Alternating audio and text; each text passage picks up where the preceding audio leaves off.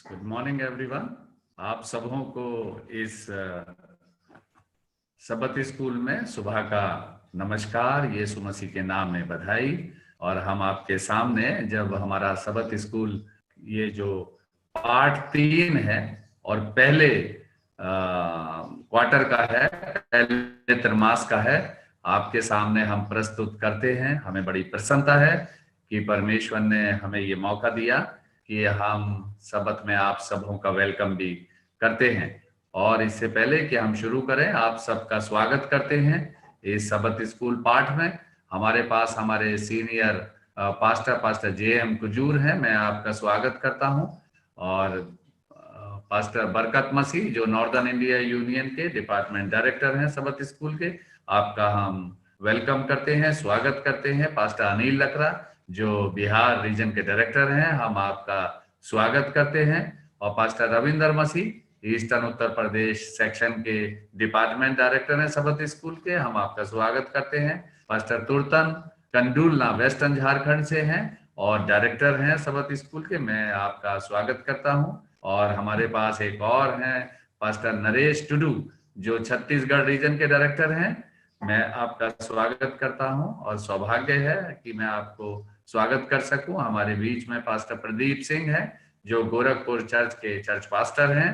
आप सबों को प्रभु यीशु मसीह में नमस्कार। और हम इससे पहले कि ये शुरू करें, एक खास अध्याय में पहुंचेंगे। परमेश्वर की ताकत शक्ति अपने साथ चाहते हैं और pastor Turtan Kandulna western Jharkhand section से हैं, प्रार्थना के लिए अनुरोध करते हैं। चलिए हम सब कोई आंखें बंद करेंगे और दुआ में जाएंगे। धन्यवाद देते हैं प्रभु आज की इस पवित्र घड़ी के लिए, पवित्र सबत के दिन के लिए। हमें ये अवसर दिया है, हम तेरे करीब आ सकते हैं तेरे पवित्र वचनों को सीखने के द्वारा, प्रार्थना के द्वारा। इस समय जब हम सबत स्कूल पाठ का अध्ययन करेंगे, पवित्र आत्मा के द्वारा हम में से प्रत्येक को अगुवाई कर, जिस उद्देश्य से तूने अपने वचन को हमें दिया है उस उद्देश्य को हम समझ सकें। और जब इन वचनों को हम समझते हैं, अपने जीवन में इसको आत्मसात कर सकें और उनके लिए भी एक गवाही कारण बन सकें। जब हम इस विषय में हम बात विचार करते हैं प्रभु, तेरी इच्छा अनुसार हो सके और इसके द्वारा हम आत्मिक रूप से आगे बढ़ सकें और उनको भी हम तेरी ओर ला सकें। हमारे बीच में तू होना प्रभु, हमारे पाप गुनाहों को क्षमा कर, बिनती यीशु के नाम से मांगते हैं, सर में सुन ग्रहण कर, आमीन। मुझे बड़ी प्रसन्नता है और मैं आशा भी करता हूं कि हम सब ने इस पाठ का जो पार्ट 3 है इसको सब ने अच्छी तरीके से अध्ययन किया होगा, जिसका शीर्षक है जब आपको दुनिया अलग लग रही हो। ये हमारा शीर्षक है। और इसमें जो हमारा याद वचन है वो यशायाह की पुस्तक और उसका 7वां अध्याय और 9वें पद स्थल में है। और ये इस प्रकार से है, यदि तुम लोग इस बात की प्रीति ना करो तो निश्चय तुम स्थिर ना रहोगे। ये हमारा आज का जो है याद वचन है। और इसमें आप जब गए होंगे तो इसमें राजाओं की बात फिर से हम करेंगे। और आज हमारा एक खास राजा के ऊपर जो है एक प्रकाशना होगी और वो है राजा आहाज। आप इसके लिए स्टडी करेंगे और ये एक बड़ा एक इतिहास है लड़ाइयों का, राजाओं का, जो इस चैप्टर में पाया जाता है। लेकिन खास बात ये है कि जिसके द्वारा वो राजा चुने गए हैं, वो राजाओं का राजा और प्रभुओं का प्रभु स्वर्ग में है। और उसके साथ कैसे संबंध है, जिस राष्ट्र को लेकर चलने हैं, लड़ाइयां भी लड़नी है और एक निर्णय भी लेने हैं और परमेश्वर की आवाज को भी सुनना है, जो एक खास नबी के द्वारा, भविष्यवक्ता के द्वारा उनके पास एक अच्छी एक मदद आती है और वो बात करता है राजा से। राजा को सुनना है नहीं सुनना है ये राजा के ऊपर निर्भर करता है। लेकिन पूरे अध्याय में हम ये देखेंगे कि उसके क्या फिर परिणाम हुए और उससे हम क्या सीखते हैं। इसमें छोटी छोटी कहानी बताई गई है जिससे हमें बहुत ही बढ़िया सीख मिलती है और हम उस सीख को देख सकते हैं। इस किताब में भी एक कहानी है और उस कहानी को मैं बहुत ही छोटे शब्दों में आपको करके बताऊंगा ताकि हमें ज्यादा समय मिले और हम अपने प्रश्नों के जो जवाब होंगे उसे ज्यादा से ज्यादा ले सकें। यहाँ देखा जाता है कि एक गलत फहमी हो जाती है कि जिसको जहां रहना चाहिए था वो अपनी जगह से निकलकर और दूसरी जगह में आते हैं और उसका एक चिड़िया का एक एक्सीडेंट होता है, मुर्गी का एक एक्सीडेंट होता है और जो उसको देख रहे हैं, जो उसको उसकी थोड़ी सी मर्रम पट्टी करती हैं, उसको प्रेम दिखाती हैं, उसको सहलाती हैं, तो दूसरी जो चिड़िया आती है वो देख रही है कि ओ मेरी इस चिड़िया की जो चोट लगी है वो इसी स्त्री के द्वारा लगी है, और वो जब भी उन्हें देखती तब उन्हें वो चोंच मारती, ठोंग मारती। एक छोटी सी कहानी है जिसमें हमें ये पहचानना है हमारा मित्र कौन है और हमारा शत्रु कौन है। आज के अध्याय में ये बहुत अच्छी तरीके से हमें देखना है। राजाओं के सामने भी यही बात थी, कौन हमारा राजा है, कौन हमारा दुश्मन है, कौन हमारा शत्रु है और कौन हमारा मित्र है, ये बात को पहचानना है। और इस बात की समझ परमेश्वर देता है और निर्णय राजा का होता है। तो आज का अध्याय बड़ा अच्छा है, बहुत ही खूबसूरत अध्याय है। जब मैं इसका अध्ययन कर रहा था आप लोगों ने भी इसका अध्ययन किया होगा ताकि हम विस्तार से इसके बारे में देखें और खास खास बातें हैं जिनको हम आपस में डिस्कस करेंगे, जिनका हमारे बीच में विषय रहेगा। और आप एक अच्छी क्लास हैं और मैं सोचता हूं आपके पास बहुत बेहतर उत्तर हैं जिनको हम एक साथ बांटेंगे। और वो इस प्रकार से है, जो पहला सवाल है इसमें, और उसे हम देखेंगे कि राजा आहाज के पास क्या समाधान था जब उसकी दुनिया बिखर रही थी। सवाल बड़ा अच्छा है और पहला ही इसकी अध्याय में इसकी स्टडी है, आहाज के पास क्या समाधान था जब उसकी दुनिया बिखर रही थी। यस पास्टर बरकत। Thank you so much pastor. एक अच्छा मौका है कि अपने विचारों को व्यक्त किया जाए। इतिहास ये बताता है, बाइबल ये बताती है कि आहाज जो है छोटी उम्र में राजा बना, और जब वो राजा बना तो उसके ऊपर हमला करने का दो देशों ने हमला करने की योजना बनाई। इवन इसराइल भी जो है वो उनके साथ मिल गया, और इस तरह से एक बड़े संकट में ये फंसा हुआ था। तो इसके पास क्या समाधान था? मैं सोचता हूँ उसके पास समाधान ये था कि ये परमेश्वर के पास जाए। संकट हमें हमारे परमेश्वर के निकट आने के लिए प्रेरित करता है। संकट हमें हमारे प्रभु के निकट लाता है। अंधेरे में हमारी निगाहें ऊपर जाती, तो इसके पास समाधान ये था कि या तो ये अपनी बुद्धि का इस्तेमाल करे और अपने काम को खराब कर ले, या फिर ये परमेश्वर के ऊपर निर्भर रहे और समाधान जो है उसको हासिल कर सके। Thank you very much. बड़ा अच्छा जवाब उनकी तरफ से आया। आप सबने सुना कि किस प्रकार उन्होंने इसका उत्तर दिया कि निर्णय राजा के हाथ में है कि इसके समाधान के लिए उसे क्या करना चाहिए। यस, कोई और क्लास में? यस, रविंदर जी। सर, जब हम परमेश्वर के वचन से पढ़ते हैं यशायाह किताब 16 आयत में, 16 अध्याय में, तो जब ये राजा बना तो इसकी उम्र 20 वर्ष का था और ये जो है कि 16 वर्ष तक इजराइल पर राज करता रहा। लेकिन जैसे दाऊद काम किया था परमेश्वर के भय में होकर, परमेश्वर के डर में होकर, वैसे ये जो है कि उसके जैसा काम नहीं किया, इसलिए इसके ऊपर बहुत भारी संकट आ गई। और ये जैसे तमाम प्रकार के घिनौने काम में, जैसे कहते हैं कि जैसे अन्य जाति के लोग, राजा लोग जैसे काम करते थे, वो लोग जैसे पेड़ की पूजा, हरे पेड़ की पूजा, होम बलि, ऐसे वो करते थे। तो वही चीजें इसके अंदर आ गई, ये भावना, और जैसा परमेश्वर चाहता था वैसे ये नहीं चल रहा, इसलिए इसके ऊपर ये संकट का कारण आया। और इसलिए चाहता था कि मैं कौन सा रास्ता अपनाऊं। तो मेरे विचार से ये है कि जब तक ये परमेश्वर के पास, जब तक हम कोई गलती करते हैं या गुनाह करते हैं, अब परमेश्वर के पास अगर हम नहीं जा सकते हैं, तब तक हमारा पाप क्षमा नहीं हो सकता है, ना हमारा उद्धार हो सकता है। इसलिए पूरे संकट में घिरा हुआ है कि हम कौन सा रास्ता अपनाएं कि हमारा उद्धार।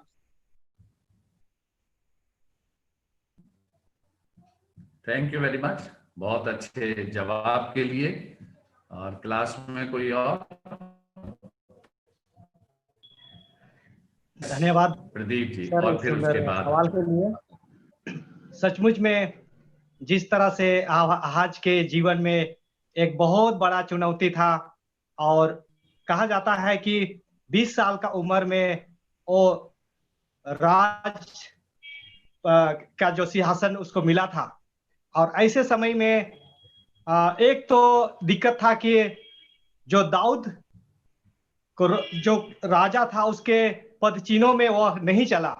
जिस तरह से अन्य लोग अपने बेटों को होम करते थे, बहुत सारे जो बुराई करते थे, ये सब चीज इनके राज में पाया जाता था।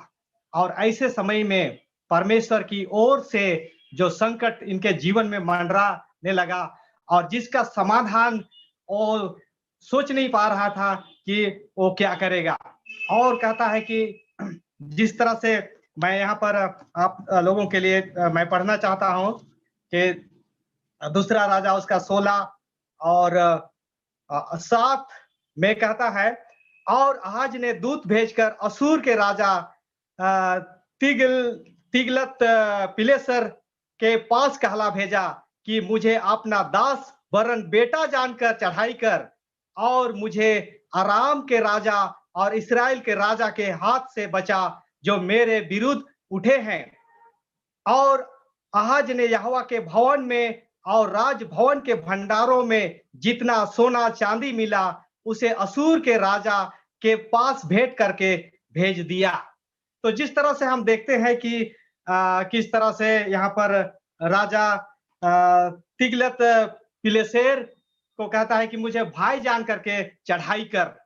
और ये बचने का एक तरीका है कि अगर यदि आपके जीवन में कुछ हो रहा है तो एक आसान तरीका आप ढूंढना चाहेंगे, और यहाँ पर वो आसान तरीका ढूंढा कि मुझे भाई जान करके आप मेरे ऊपर क्या कीजिए, चढ़ाई कीजिए, ताकि मैं उनके जो आक्रमण कर रहे हैं, मुझे घेरे हुए हैं, उनसे मैं बच जाऊं।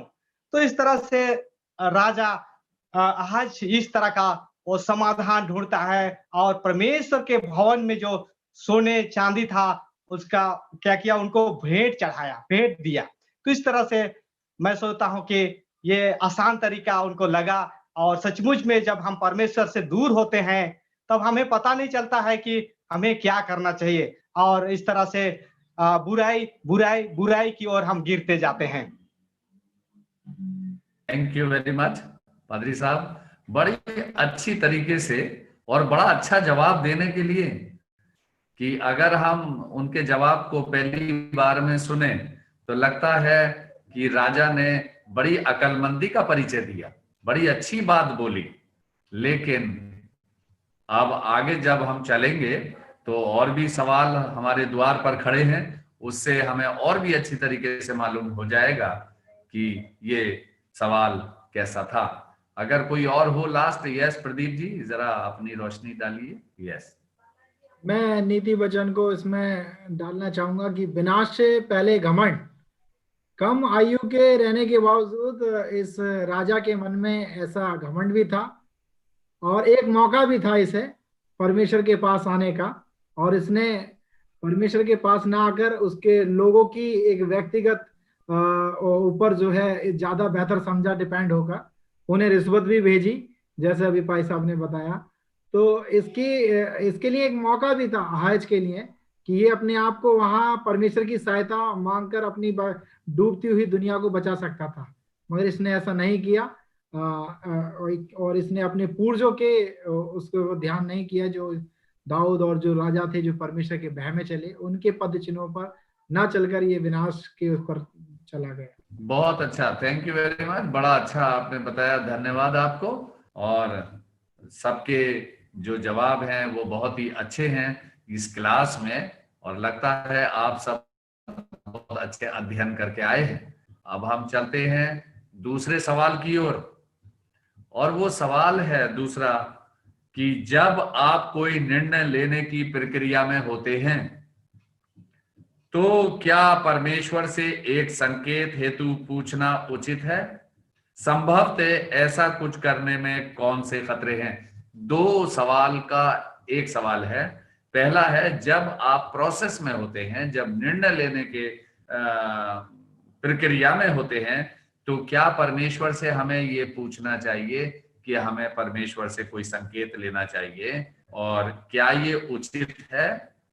पहला सवाल। और दूसरा इसमें है, संभवतः ऐसा कुछ करने में कौन से खतरे नहीं थे?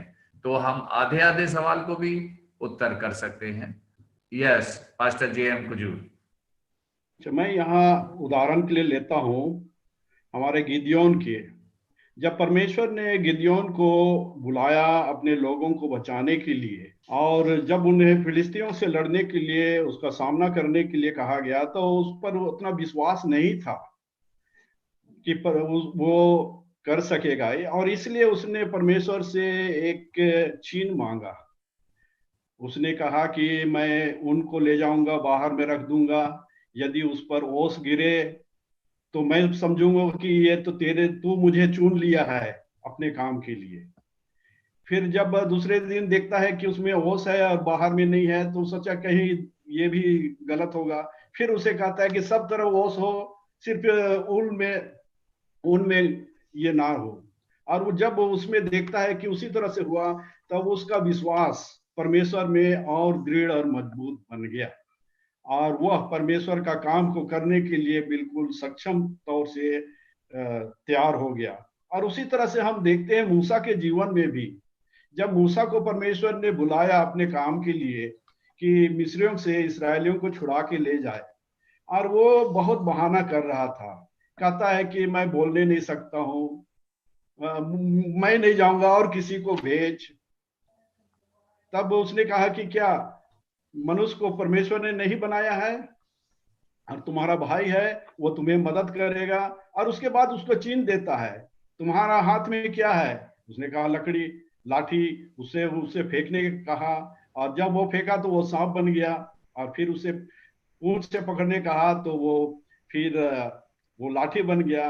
अपने हाथ को अपने बाजू में रखने के लिए कहा तो वो कोढ़ रोग हो गया, और फिर दोबारा रखा तो ठीक हो गया। तो इससे मूसा का जो विश्वास, जो कमी था, वो विश्वास और दृढ़ और मजबूत बन गया कि परमेश्वर मेरे साथ है, और परमेश्वर जो इस्राएली हैं उनको मिस्रियों का हाथ से छुड़ा कर निकालेगा।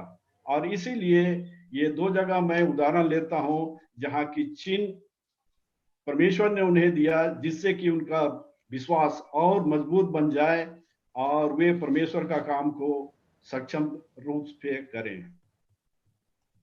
Thank you very much. बहुत अच्छा जवाब देने के लिए आपको बहुत बहुत धन्यवाद। पास्टर अनिल लकड़ा जो है हमें प्रकाश डालेंगे दूसरे सवाल के ऊपर। जिस तरह से सर कह रहे थे उन्हीं का मैं सपोर्ट में मैं कहना चाहता हूं कि जब हमारा विश्वास कमजोर होता है तब हम कुछ करने के लिए हम आगे नहीं बढ़ पाते हैं, और हम चाहते हैं कि शायद मेरे साथ परमेश्वर नहीं है, और इसीलिए हम चाहते हैं कि हमें ऐसा चीज दिखाई दे कि मेरे साथ परमेश्वर है ताकि मैं कुछ कर सकूं।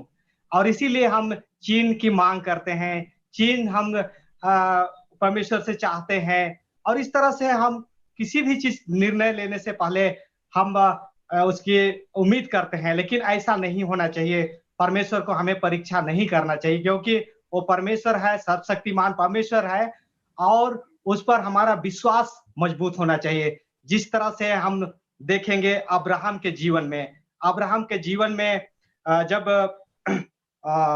कहा जाए कि जब परमेश्वर ने अपना प्रतिज्ञा को पूरा करने में देर किया, तब सारा ने उनका एक आसान तरीका बता दिया, और आसान तरीका बताने के बाद में हम देखते हैं कि परमेश्वर ने जब उनका घर में इस्माइल जन्मा, तब परमेश्वर कहता है कि ये तो नहीं होगा, तुझसे एक पुत्र जनेगा, वही जो वारिस कहलाएगा। और जब इसहाक का जन्म हुआ तो परमेश्वर कहता है कि वो बेटा मुझे दे दीजिए।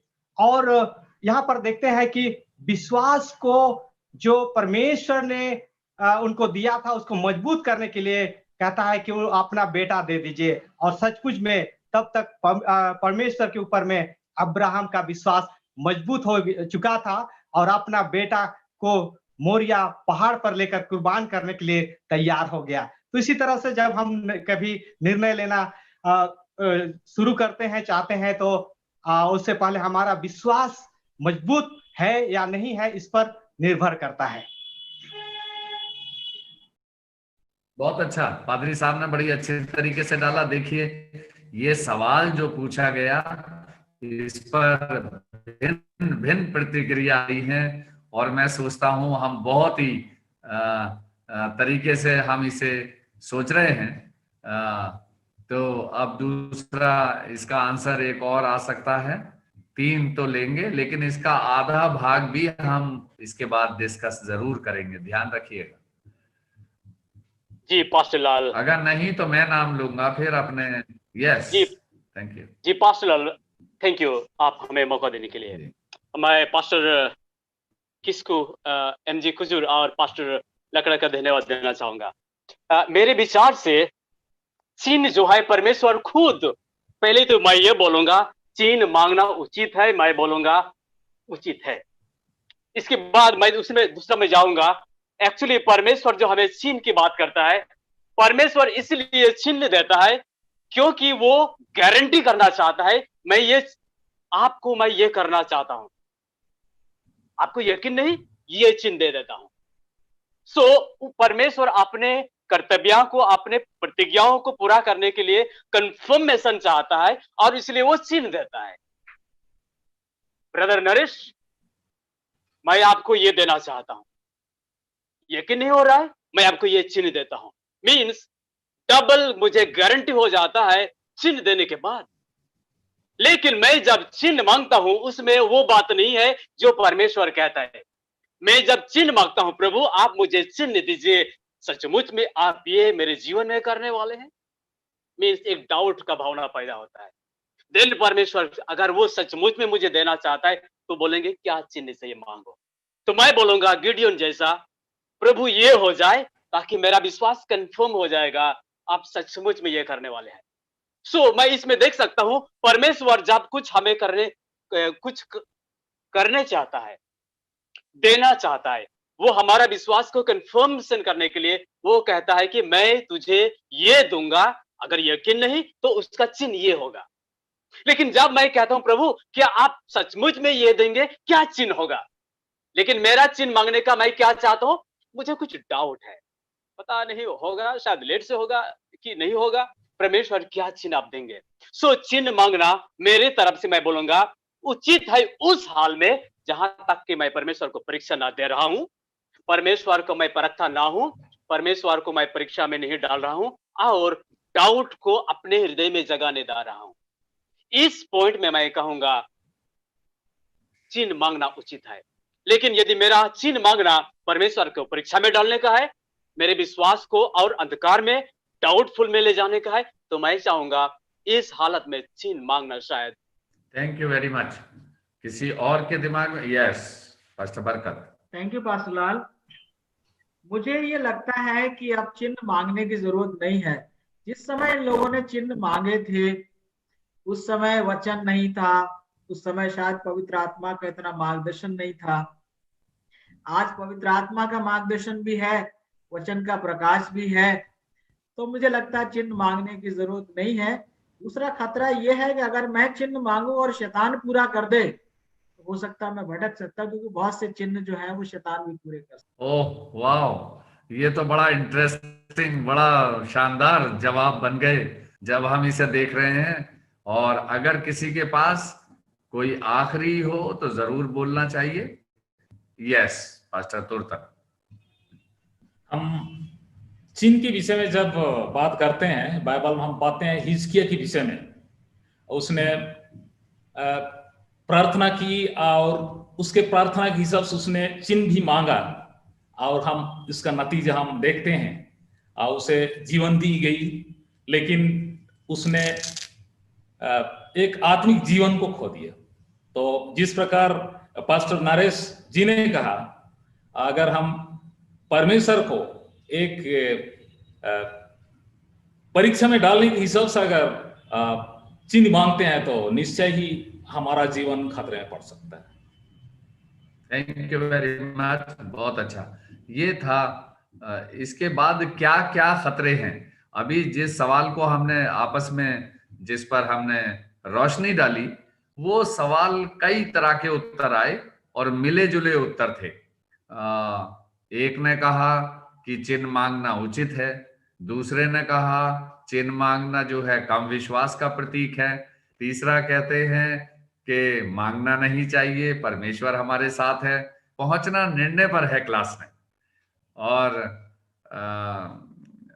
मैं चूंकि सुन रहा हूं आपको, लेकिन ये जवाब क्लास ने ही लेना है। तो और दूसरी बात एक थोड़ा सा मैं कह दूं और फिर पास्टर जेएम कुजूर को हम समय देंगे कि जब हम मूसा की बात करते हैं तो मूसा ने कुछ मांगा नहीं, लेकिन मूसा को दिया गया। जब हम गिडियन की बात करते हैं तो गिडियन ने मांगा और उसे मिला। और जब हम अब्राहम की बात करते हैं तो परमेश्वर ने विश्वास की गारंटी ले रखी थी, इसलिए कोई जरूरत चिन्ह मांगने की नहीं थी। जैसी आवाज आती गई वैसा होता रहा और इसीलिए वो ईमानदारों का बाप कहलाया। तो ये बड़ी अच्छी बात है और पास्टर जेएम कुजूर जो है इस पर रोशनी डालेंगे।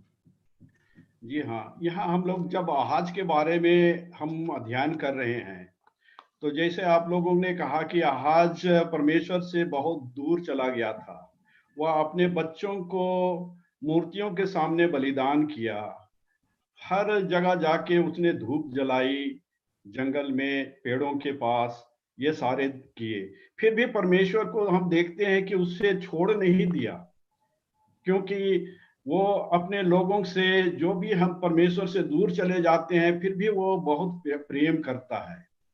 और क्योंकि वह परमेश्वर से दूर चला गया था, इसलिए उसने कहा कि तुम मुझसे कुछ चिन्ह मांगो, यानी कि स्वर्ग से, आकाश से भी जो भी चीज है उससे भी तुम मांग सकते हो, पृथ्वी के नीचे से भी तुम मांग सकते हो। कहने का मतलब था परमेश्वर का कि यदि तुम चाहो तो मैं अपने सारे स्वर्गदूतों को भेज के तुम्हारी रक्षा रखवाली कर सकता हूं, और यदि तुम्हें चाहिए कि पूरा दुनिया का धन भी मांगो तो मैं देने के लिए तुम्हें तैयार हूं, लेकिन तुम मुझ पर विश्वास करो। ये सबसे बड़ा उनकी अर्जी थी आहाज के साथ, कि मैं ही एक परमेश्वर हूं, तुझ मुझ पर विश्वास करो, मैं तेरी देखभाल करूंगा, और उसके लिए तुम कुछ भी चीज मांगो मैं देने के लिए तैयार हूं। तो परमेश्वर चाहता है कि हम सब कोई उस पर विश्वास करें और उसके साथ एक घनिष्ठ संबंध बनाएं, और उस ख्याल से परमेश्वर ने वो चिन्ह देने के लिए अपनी ओर से जाहिर की थी। बहुत अच्छा जवाब, बहुत अच्छा शानदार जवाब पादी साहब ने दिया। और हम इसी सवाल में देखते हैं, क्योंकि खतरा भी इसमें निहित था और आपने दोनों को मिलाकर उत्तर दिया, जिसका पास्टर बरकत ने बताया कि खतरा क्या हो सकता है चिन्ह मांगने का, और हमारा ये उत्तर था इस सवाल का। बहुत ही शानदार, बहुत ही अच्छा जवाब। और ये सवाल बड़ा लंबा सवाल है, जितने भी सवाल हम पूछे उसमें ये सवाल कुछ ज्यादा बड़ा था और इसके ज्यादा उत्तर भी आए, पर बहुत अच्छे उत्तर कि अब हमें चिन्ह मांगने की आवश्यकता नहीं, क्योंकि जो चिन्ह दिया गया आसमान से वो आज चिन्ह हमारे साथ यीशु मसीह है, और यीशु मसीह ने पवित्र आत्मा भेजा है जो सदैव हमारे साथ रहता है।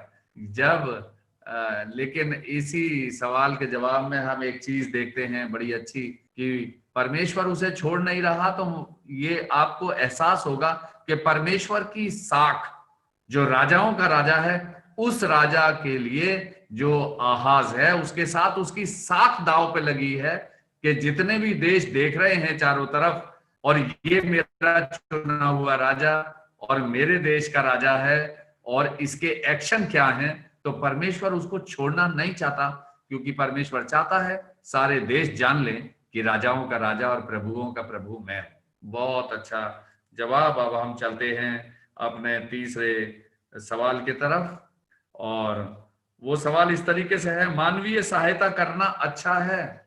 मानवीय सहायता करना अच्छा है, लेकिन आप इसकी सीमाओं को कैसे पहचानें? ठीक है, मैं इसमें कहता हूं कि जब आहाज को यह चिन्ह दिया गया और कहा गया कि तू कुछ भी मांग, उसका मतलब उसका विश्वास को बढ़ाना चाहता था कि परमेश्वर उसे मदद करने के लिए बिल्कुल तैयार है। वो नहीं चाहता था कि वह जो अशूर के राजा तिग्लत-पिलेसर है उससे वो सहारा ले, क्योंकि वो उनका सहारा लेके इस्राएल के राजा और आराम के राजा का सामना करना चाह रहा था। लेकिन परमेश्वर चाहता था कि वो परमेश्वर पर अपना विश्वास करे। लेकिन हम पाते हैं कि यहाँ पर आहाज परमेश्वर पर विश्वास करने की जगह में लोगों पर विश्वास किया, दूसरे राजा पर विश्वास किया। इसके लिए मैं पढ़ना चाहता हूँ यिर्मयाह का 17 अध्याय उसका 5 और 6 पद को। यहोवा यह कहता है, श्रापित है वह पुरुष जो मनुष्य पर भरोसा रखता है और उसका सहारा लेता है, जिसका मन यहोवा से भटक जाता है। वह निर्जल देश के अधमरे पेड़ के समान होगा और कभी भलाई ना देखेगा। वह निर्जल और निर्जन तथा लोनछाई भूमि पर बसेगा।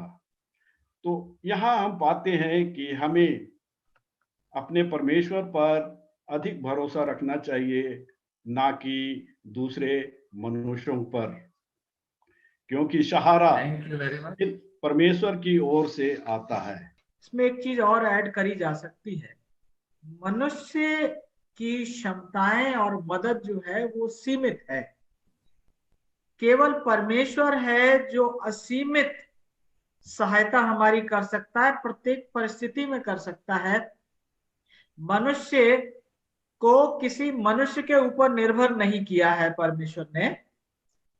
मनुष्य एक माध्यम बन सकता है, लेकिन जैसे ही हम मनुष्य के ऊपर निर्भर हो जाते हैं, जैसे डॉक्टर कुजूर ने बताया, तो हम जो है परमेश्वर से अलग हो जाते हैं।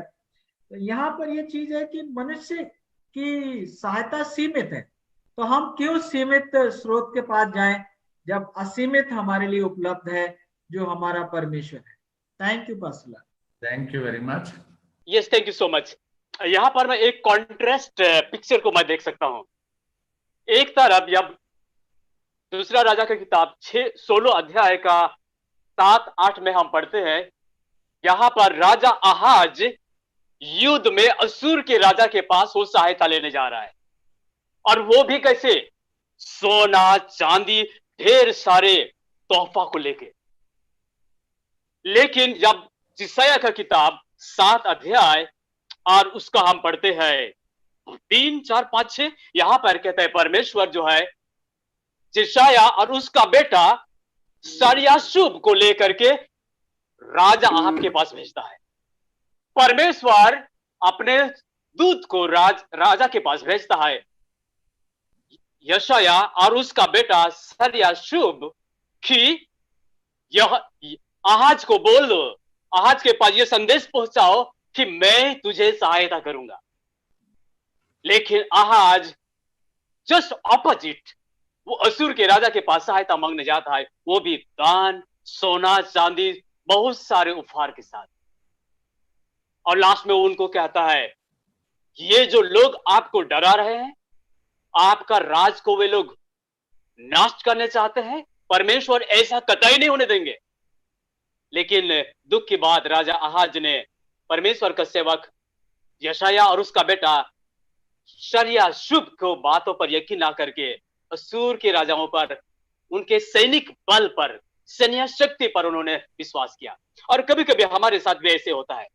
परमेश्वर कहता है कि मैं 10 दिन के बाद मैं आपको आशीष दूंगा, लेकिन शैतान मुझे कहता है ना, मैं तुझे आज ही आशीष दूंगा। चॉइस मेरे हाथ में है, अरे कौन देखा है 10 दिन के बाद, आज मुझे मिल रहा है। परमेश्वर हमें एक दिन बहुत जल्दी आनंद जीवन देंगे, लेकिन शैतान मुझे कहता है अरे वो तो बहुत दिन की बात है। आपका जिंदगी तुझे चाहिए ना, समाज में उठना बैठना रहन सहन, आज मैं तुझे आनंद जीवन का सुख और तुझे विलासता का सारा सामान दूंगा। और कभी कभी हम राजा का अवस्था को हम अपने कॉन्टेक्स्ट में हम देखेंगे, हम भी चुक जाते हैं राजा की तरह। ये राजा की कमजोरी नहीं है, ये कहानी आज मेरा कमजोरी बता सकता है। परमेश्वर मुझे प्रतिज्ञा दिया है कि मैं भी तुझे दूंगा इस भविष्यवाणी की किताब के द्वारा, इस भविष्यवाणी के वचन के द्वारा। लेकिन शैतान मुझे सेम टाइम ऑफर करता है, ब्रदर मैं तुझे आज दूंगा। परमेश्वर तो आपको 10 साल 20 साल या यीशु मसीह के आगमन में बहुत सालों के बाद देंगे, लेकिन आज मैं तुझे जो चाहिए, सांसारिक विलासिता, ऐशो आराम, मान सम्मान, और हम राजा अहाब की तरह गिर सकते हैं। Thank you so much. इनका जवाब दिया। सचमुच में हम लोग कभी कभी क्या करते हैं कि परमेश्वर को छोड़ करके हम मानवीय सहायता की ओर भागते हैं। और जिस तरह से इस साल हम देख सकते हैं हम अपने जीवन में कि चर्च का स्थिति था जो बंद पड़ा हुआ था, और हम सोच रहे थे कि हम क्या करेंगे। टाइथ ऑफरिंग जो दान दशमांश जो आना था वो भी नहीं आ रहा था। लेकिन परमेश्वर के पास एक योजना होता है जिसकी हम उम्मीद भी नहीं कर सकते हैं कि इस समय में, इस संकट के समय में वो हमारी इस तरह से देखभाल कर सकता है। बहुत सारे लोग अपने दशमांश को जो अकाउंट में है, जो हमारा अकाउंट है उसमें भेजने शुरू कर दिए और हमारी देखभाल किए। तो इस तरह से कभी कभी हम सोचते हैं कि हाँ हमारा ये समस्या है, हमारा जो अच्छा नहीं होगा, इस तरह से हम चिंता करते हैं और हम परमेश्वर को छोड़ करके हम मानवीय सहायता लेने के लिए दौड़ते हैं। लेकिन सचमुच में जब जब हम मानवीय सहायता लेते हैं तब तब हम फेल हो जाते हैं, हताश हो जाते हैं, निराश हो जाते हैं। लेकिन परमेश्वर हमारी देखभाल करता है, और सबसे बड़ा चीज है सभी समय में हमें परमेश्वर पर भरोसा रखना चाहिए। थैंक यू वेरी मच पादरी साहब, पास्टर लकड़ा, बहुत अच्छा बताने के लिए। बड़े अच्छे जवाब आप लाते हैं, आप बड़े अच्छे तैयारी करके आए हैं। प्रदीप सिंह को हम रिक्वेस्ट करते हैं कि इस पर रोशनी डालिए। सहायता के लिए वो लोगों अपने उन लोगों के पास जाता है जिनके पास में सांसारिक बल और सेना दिखती है, और उनसे वो निवेदन करता है कि मुझे अपना समझकर मेरी एक मदद के लिए मेरे साथ हाथ बढ़ाओ। जबकि अगर वो राजा के लिए एक अवसर ये भी है कि वो इस पर विश्वास कर परमेश्वर पर, और वो अपनी सहायता जो है परमेश्वर से मांग सकता है। मगर परमेश्वर से सहायता ना लेकर जो इंसानों से सहायता की उसकी जरूरत पड़ती है, जिनकी एक सीमा है, और उस परमेश्वर के जिसके पास कोई सीमा नहीं है, जिसके पास में सहायता के लिए बहुत सारे अलग तरीके के उपाय और भंडार हैं जो वो कर सकता था उसके लिए, उनसे वो उस निवेदन नहीं करता है। तो ये उसकी एक कमजोरी को भी हम देख रहे हैं कि शायद हम अपने जीवन में कभी कभी दूसरों पर ज्यादा निर्भर होना बेहतर समझते हैं, और खुद परमेश्वर के सामने आकर और उसके साथ गिड़गिड़ाकर मांगने से बेहतर। ये शानदार जवाब आपके यहाँ से आते हैं, और इसमें हम सिस्टर एलन जी वाइट को भी देख सकते हैं, सिस्टर एलन जी वाइट के कथन को भी देख सकते हैं कि हम मांस की बुझाओं पे भरोसा करते हैं, और जैसे ही उन्होंने आसमान से अपनी निगाह हटाई तो फिर वो जमीन पर अपनी शक्ति और अपनी सहायता को तलाशने लगा, जो उसके लिए एक भारी मानवीय सहायता करना अच्छा तो है, लेकिन सीमाएं नहीं पहचानी। जब राजा गया, आहाज जाता है, तो यहाँ पर हमें पता चलता है कि जो बातें उसने परमेश्वर से कहनी चाहिए थी वो एक राजा से कह रहा है जो दूसरे देश का राजा है, कि देख मेरे विरुद्ध हाथ उठ रहे हैं, देख मेरी सहायता कर। और वो बताते हैं कि अनुरोध भी हुआ, और राजा के साथ साथ मंदिर के खजाने से भारी भरकम रकम भी ट्रांसफर हुई। कितना सब कुछ नुकसान हुआ। आदमियों के पास जाने के लिए, और परमेश्वर के पास जाने से ये कोई भी रिस्क या कोई भी कुछ नहीं था उसे, लेकिन उसने अपना हटा लिया। बहुत अच्छा जवाब आप लोगों का, और हमें खुशी होती है जब हम इस तरीके से सीखते हैं। आखिरी सवाल है हमारे इस सबक स्कूल के डिस्कशन का। आज का पाठ जो हमारा तीसरा पाठ है कि जब आहाज की दुनिया बिखर रही थी, इसे ध्यान में रखते हुए हमें परमेश्वर की सहनशीलता और हम सबों को उद्धार के लिए तैयार करने के बारे में क्या सिखाता है। पत्रस की दूसरी पत्री और उसका तीसरा अध्याय का 9वां पद मैं पढ़ रहा हूं आपके साथ। यह लिखा है, प्रभु अपनी प्रतिज्ञा के विषय में देर नहीं करता, जैसी देर कुछ लोग समझते हैं, पर तुम्हारे विषय में धीरज धरता है और नहीं चाहता कि कोई नष्ट हो, वरन ये कि सबको मन फिराव का अवसर मिले। आज की जो कहानी है, लेसन है, पाठ में ये बताता है कि आहाज जो है वो घमंडी हो गया था, उसने परमेश्वर को त्याग दिया था, उसने इस तरह के पाप और अपराध किए जो सारी प्रजा को भटका रहे थे। इसलिए परमेश्वर ने होने दिया कि दूसरे सीरिया जो और इस्राएल थे वो मिलकर उसके ऊपर चढ़ाई करे। वो परमेश्वर की योजना थी। ये कुम्हार की तरह परमेश्वर काम कर रहा, अंदर एक हाथ लगाता है कुम्हार और ऊपर से हथौड़ा बजाता है, ताकि परमेश्वर चाह रहा था कि ये संकट में मेरे पास आएगा, लेकिन संकट में उसने एक दूसरे राजा की ओर देखा। जो मैंने आयत पढ़ी वहां पर ये बताती है कि परमेश्वर का धैर्य, परमेश्वर का धीरज असीमित है। अगर कोई एक इंसानी व्यक्ति होता और वो देखता कि मेरा कर्मचारी गलत काम कर रहा है तो उसको तुरंत दंड देता और निकाल देता, लेकिन परमेश्वर ने इस राजा को तुरंत दंड नहीं दिया, अपने नबी को उसके पास भेजा। ये उसकी सहनशीलता है। और उससे कहा कि ये जो दो लुकटियां हैं, ये दो राजा नहीं है, जरा सी टिपटिपाती हुई बत्तियां, कुछ नहीं कर पाएंगे।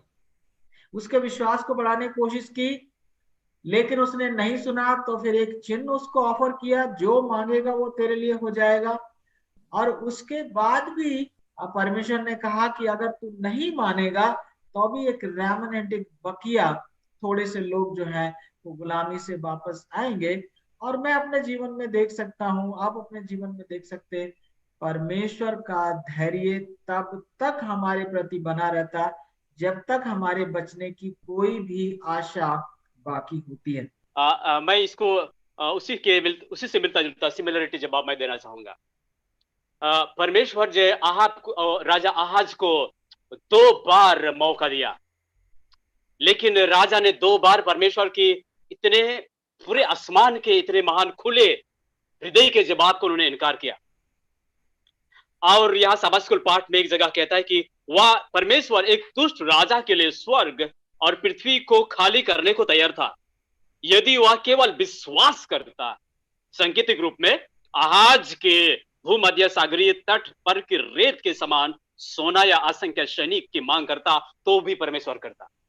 लेकिन राजा आहाज ने कंप्लीटली परमेश्वर का जवाब को इनकार किया। और परमेश्वर ने उनको अंतिम बार कहा, मैं तुझे चिन्ह दूंगा कि देख, जिसया का किताब 7 और उसका हम लोग उसका 10-11 में हम पढ़ते हैं कि परमेश्वर ने उनको कहा, मैं तुझे एक चिन्ह दूंगा कि एक कुंवारी गर्भवती होंगी। हालांकि राजा आहाज के और आज हमारे बीच में करीबन 2000 साल की या 2500 साल की गैप है।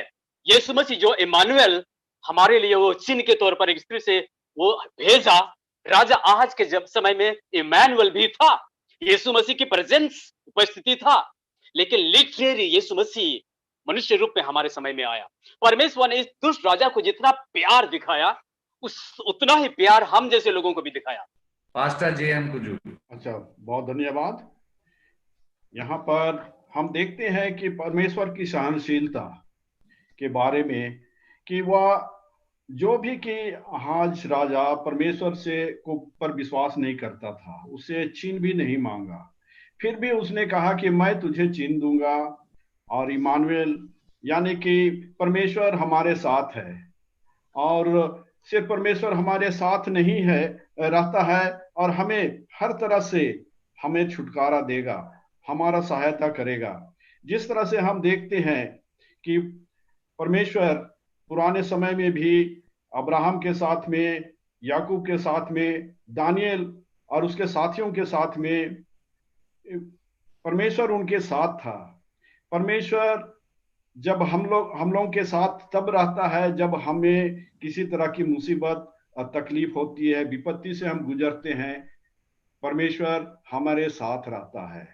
जब चेले समुद्र में जब जा रहे थे, यीशु मसीह सो रहा था, उसमें बड़ी आंधी आई और उसको डुबाना चाह रही थी, उस वक्त भी यीशु मसीह उनके साथ था। विपत्ति में यीशु मसीह या परमेश्वर हमारे साथ रहता है।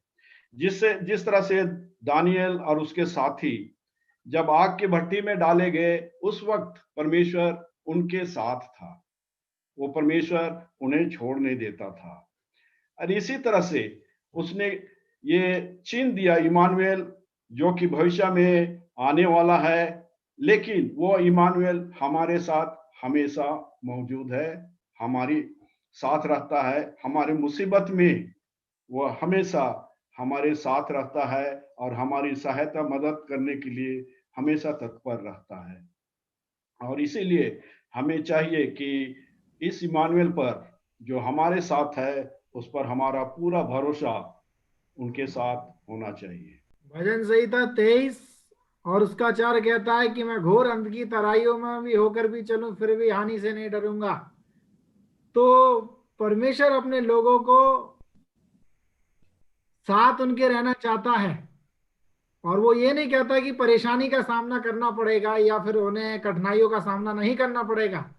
यहाँ राजा के सामने एक संकट है, मगर फिर भी परमेश्वर उनके साथ, और जैसे हमारे लिए कहा गया इमानुएल, यानी कि परमेश्वर आज भी हमारे साथ है। जब स्तोफनस के पथराव किया जा रहा था, परमेश्वर उसके साथ भी था।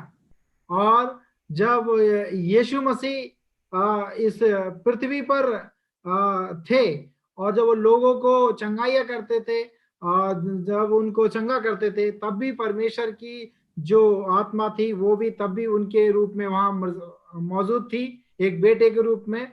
और वो परमेश्वर आज भी हमारे और सबके साथ है, और राजा के भी साथ था।